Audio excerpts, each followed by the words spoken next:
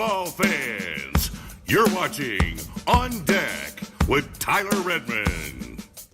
Welcome into On Deck. I'm Tyler Redmond. As always, thank you so much for checking out the channel. I do appreciate it. While you're here, do me a favor, like this video, subscribe to the channel, and hit the bell for notifications so that you can stay up to date with everything going on with the Atlanta Braves through spring training and, of course, the regular season on into the postseason. Today we are, of course, talking about spring training. It's been a couple of weeks since we last saw each other. I actually was at spring training last week, so I was unavailable to do a live stream and talk to you guys about the most recent things last week. So we're going to update you there and tell you everything that happened from week 1 to week 3. Go through the roster, tell you the biggest changes, that kind of thing. But before we do that, I wanted to just go through my experience at spring training. Of course, I, again, was there last week. I saw them take on, of course, the Boston Red Sox and the Dominican Republic. Now, the interesting thing about those two games when it comes to the Braves is this. Number one, both Dodd and Jared Schuster pitched those 2 days, so I got to see both of those guys in action. Those are two guys that are now in the starting pitching conversation. More on that in just a second. But it was also my first time in any Major League Baseball event as media personnel, so that was a really good experience for me. On a personal note, that was really fun for me. But aside from that, let's talk about the Atlanta Braves. Let's talk about mainly the biggest changes, and we're going to start that with the starting rotation. So this is last week. This is what, or last time we were here, week 1. This is what we knew we were getting into spring training. This is what the general consensus was with the starting rotation. You had your top 4. These were the guys that were pretty much solidified in the starting rotation, no questions asked. Max Fried, Kyle Wright, Spencer Strider, Charlie Morton. When you had about 4 guys that were in the conversation of possibly being the 5th or 6th starter, those guys include Michael Soroka, Kobe Allard, Ian Anderson, and Bryce Elder. But things have changed. You now have lost Kobe Allard due to injury, and both Ian Anderson and Bryce Elder have been officially optioned to go to AAA Gwinnett. Now, that does not mean that they cannot contribute later on in the year. They certainly can, but at least for opening day, it looks like Ian Anderson and Bryce Elder will be spending that day in AAA. And, of course, the arrival of Dodd and Jared Schuster. Now, at the beginning of spring training, there were probably very few people that would have told you that they thought Dodd and Jared Schuster would be within that conversation. But both of these guys are in there. And, again, I mentioned that I got to see both of these guys pitch, and that's true. But I also got to interview both of these guys alongside other Braves media. I wanted to give you a chance to kind of be introduced to both of these guys. Again, Dodd and Jared Schuster. So what I'm going to do is basically play you those interviews, let you kind of get a feel for who these guys are. There's not a ton of video out there of them, so I figured I would be willing to show you kind of who they are, what their mindset is, and here we go. Here's Dodd. First off, this is right after he faced off against the Dominican Republic World Classic team. Now, keep in mind, he did lose that game. He gave up a home run to Robinson Cano, but all in all, I mean, that team is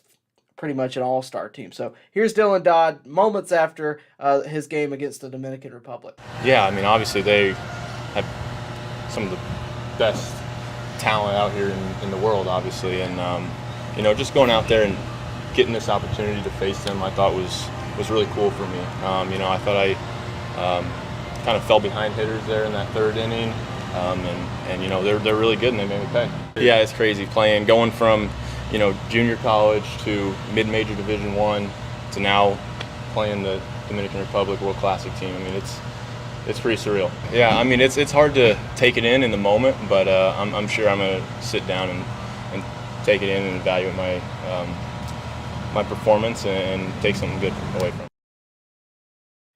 Again, that was Dodd. Also, again, moments after losing to the Dominican Republic. But, hey, what a mindset to have. Moments after that interview, it was pretty funny. Mark Bowman, of all people, asked him, hey, how'd you feel? How'd you feel? Because he went through 2 innings scoreless against, frankly, a very solid roster. You're talking about a lineup that included Manny Machado, Ketel Marte, Gene Segura. These are not scrubs. They're guys that perform in the major league level right now. They're guys that are either all-stars or future all-stars. It was a very potent lineup. So he basically said in response to that, I was feeling pretty good about myself until the third inning. I got humbled. And, that's obviously a growing pain. But I'll also tell you this, it's not fair to judge him based off that performance. Dylan Dodd has had a great spring.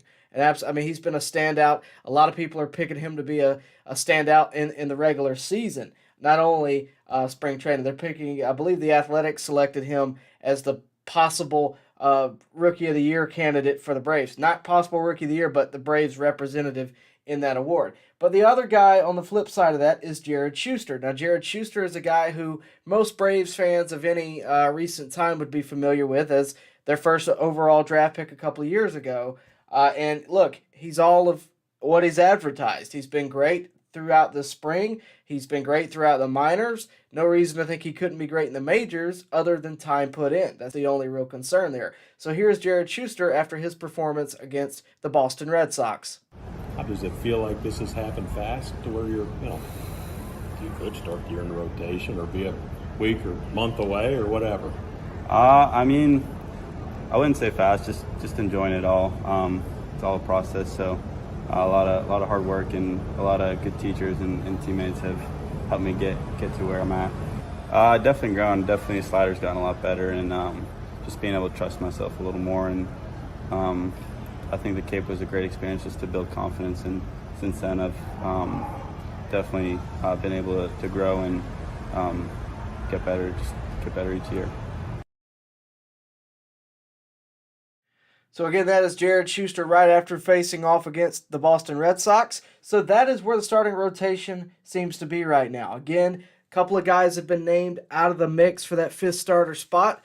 Michael Soroka is not necessarily a leading candidate there, but he is certainly a candidate. But the list has gotten shorter. Dylan Dodd, Jared Schuster have kind of taken that favorite spot.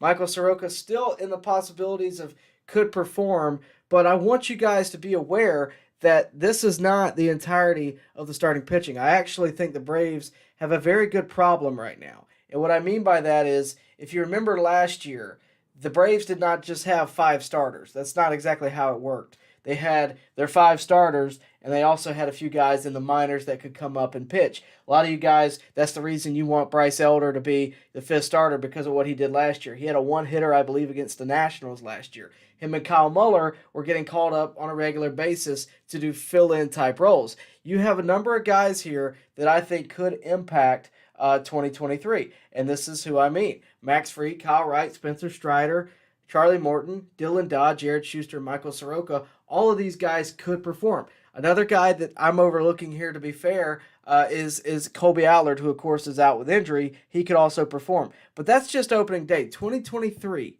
in its entirety, you have a number of guys. This is a very good problem to have. You have the top 4, obviously. You have Dylan Dodd, Jared Schuster, who are battling it out for that 5th spot. Michael Soroka, who, when healthy, is an ace.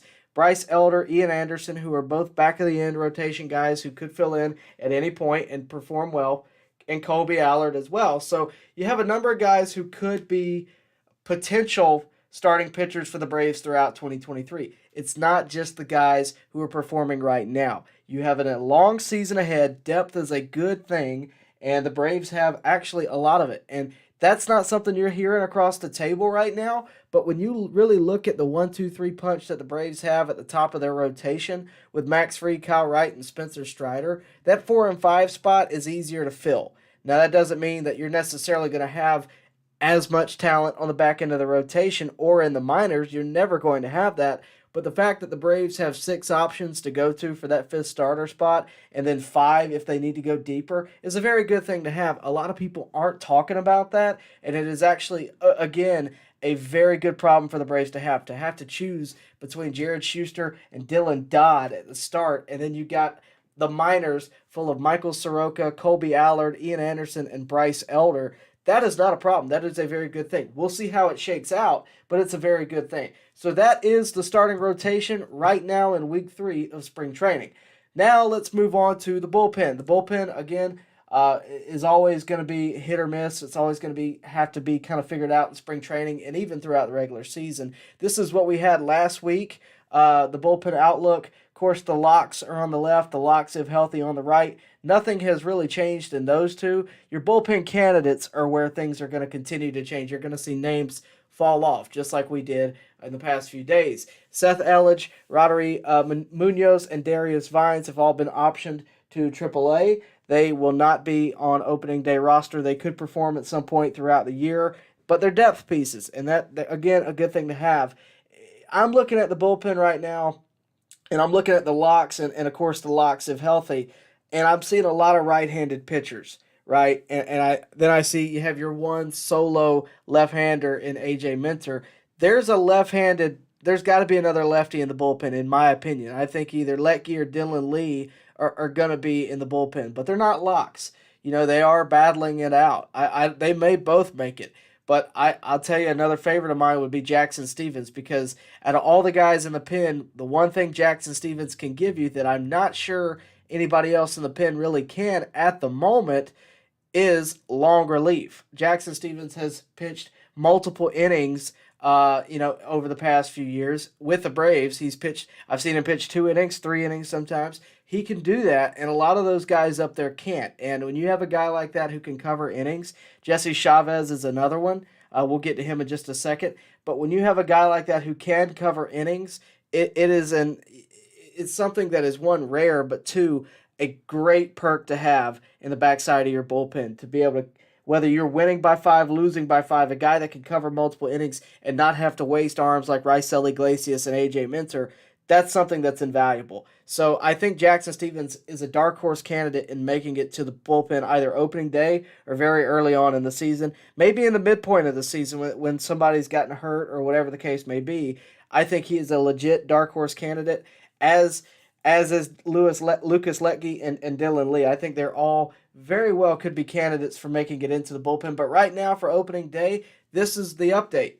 It's a shorter list, just like the starting rotation. Your locks are still there. Your locks, if healthy, are still there. I think both Kirby Yates and Nick Anderson will be healthy, but they've, of course, both coming off of injury, and we'll have to see how it goes. But I do think they're locks. The bullpen candidates, you're going to have 2 spots, ideally, from those 4. So you can either go with 2 lefties and Lucas Letke and Dylan Lee, or you could go with 1 lefty, in my opinion, Jackson Stephens, or Michael Tonkin. But in my opinion, Jackson Stephens. And we'll, of course, have to monitor that and see how it goes. But that would be my opinion on where the bullpen is from here. That being said, that's just part of the roster. There's more than that. Of course, the position players. The thing about the position players that the guys that are in the lineup every day, is they're not going to change. So this is the exact graphic I actually showed you on week 1. This is not going to change pending an injury.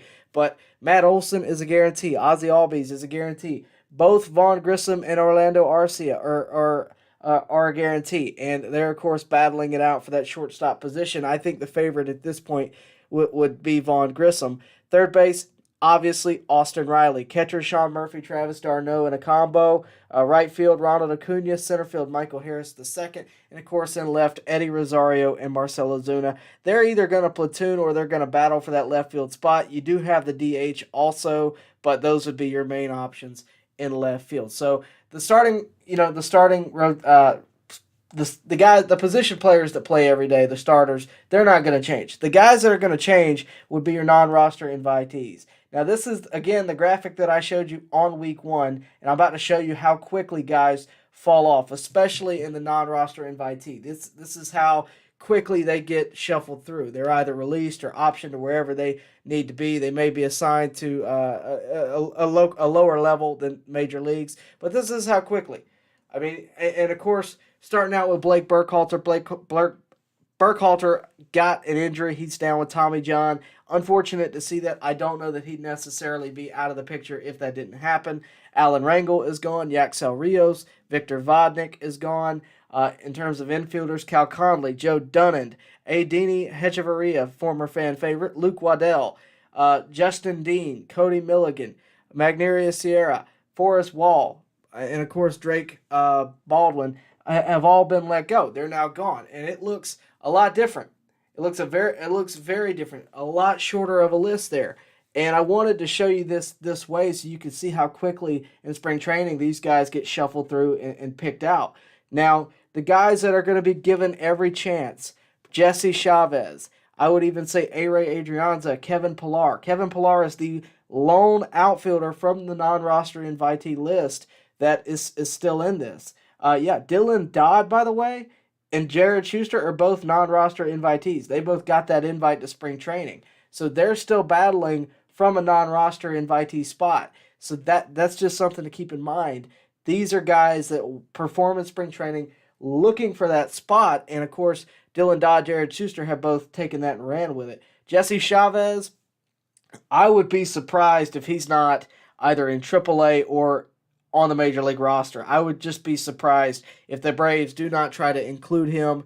For one, what he does on the field, he covers innings, like I said about Jackson Stevens, but he also is such a mentor for these younger guys. I would just be surprised. The Braves have certainly done their best to give him an opportunity. He's still in the mix for making the roster, but it's going to be interesting. Of course, we got a couple more weeks of spring training, and we'll really watch this shake out and see who's going to make it. We'll follow the news and cover this week to week going forward, but it's been very interesting to follow the trend of how the Braves have decided to go about their roster spots and things like that. But that being said, that is the spring training roster breakdown as of week 3.